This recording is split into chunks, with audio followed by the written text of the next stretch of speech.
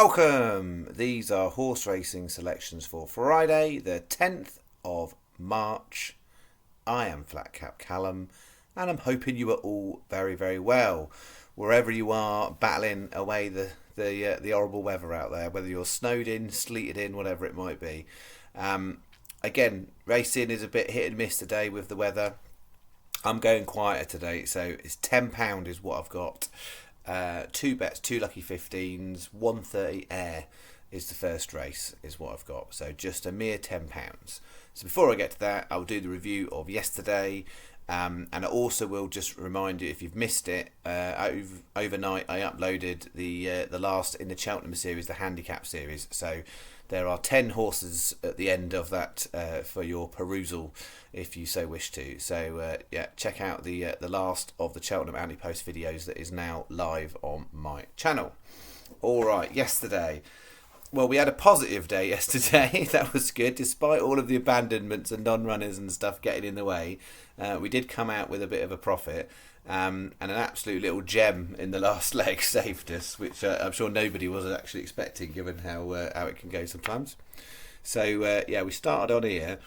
And Pyrenea, it was a good one. It just happened to fall out the stalls. So that was a problematic issue there. So it was only, I think, it was 7th in the end. Couldn't make up the ground. 240, Pontrenez, non-runner. Iron Sheriff didn't run so great. And then Flash the Lights, that was a meeting abandoned. So I think it was 120 refund you should have had on bet one. So not where you want to be. This was poor. So we only had Seattle King that placed in the second leg. That was it. So that was nothing back on bet 2. Bet 3 was all abandoned. So that was nice and easy to keep track of. And then we finished off at Newcastle, and the first horse had drifted to 66 to 1 and finished comfortably last. So I think everyone's thinking, the day is done. Dingle got backed into 7 to 2.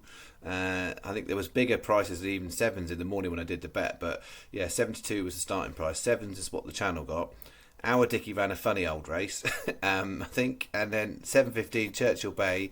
There you go. You're thinking, well, surely not. We need an 80 to 1 shot to save us. Why is that horse 80 to 1? It needed about 100 yards more, and it probably would have won the race. But we'll absolutely take it. So Churchill Bay 80s. The channel had a 10p rule 4 deduction, but the SP was 80s. So channel technically had it as like 72 to 1 or whatever it was. But yeah, hopefully some of you navigated out and you got 80 to 1, which is nice. So that was bet 4. So I got it as 20 on, 6.55 back. And then after Wednesday's dismal day, I've got it as the channel stats are down 8.92 for the week. So we're behind, but we're not terribly behind. So for Friday, I'm mainly on Dundalk, but not a Dundalk special because it wasn't 4 separate races where I like to horse. I had 7 selections on the shortlist, so what I've got 1 horse in both lucky 15s. That is my slight preference for the day, and then both bets finish on the 8:15 Dundalk with a different horse. So you shall see. So bet number 1 is this. 130 air Jesse Mac 10 to 1. I'm imagining there might be even more non-runners and stuff with traffic getting horses up to air. I think down to air will be fine. Up to air might be a challenge. But we're going Jesse Mac 10 to 1. 5:45 Dundalk. That's the horse in both bets. Heinemower 20 to 1. 8 o'clock Kempton Sword Beach 14 to 1. And finishing off this one, the 8:15 Dundalk. It's my best race of the day in terms of value. I think there's value in there. Whether I've got the right 2, we'll find out. But Surviving Mermansack, in a handicap form, you wouldn't touch it. But it ran a really amazing race behind Harry's Bar and San Andreas, which would put it like £20 well in. So even if that was a bit of a funny old race, you've still got 2 absolutely decent horses around a mark of 100, and that one wasn't too far away. So it's very strange what's going on with this horse. So we'll have a little go, because there's something with that horse that's got some level of ability, clearly. Whether it likes a bigger field, maybe not, I don't know. But we're having a go with that one at 25. So that's 15p each way, lucky 15. Sky Best, then Coral, because Coral are the only other ones that are 4 on that one. 4.50 you bet there. That is bet 1. Then bet 2, 320 Wolverhampton, Harbour Vision. Wolverhampton has got another inspection, so it may well go down to an abandonment, but I've put it in. I mean, it's one of them ones we backed it last time after it was a massive price, got backed in, and then it went up again. It was a big price last night. It's come in. I still think 17-2 is okay. I wouldn't want it to go much lower.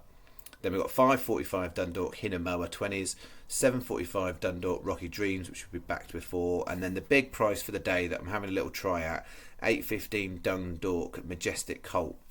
As I said, my preferred race of the day, and that horse, if it can bounce back, 6 furlongs is what it wants. It's a sprinter, and it's been tried over a bit further, but it definitely seems to be on the decline. But whether it's still got quite enough ability for a 6 furlong sprint at Dundalk, I think it might.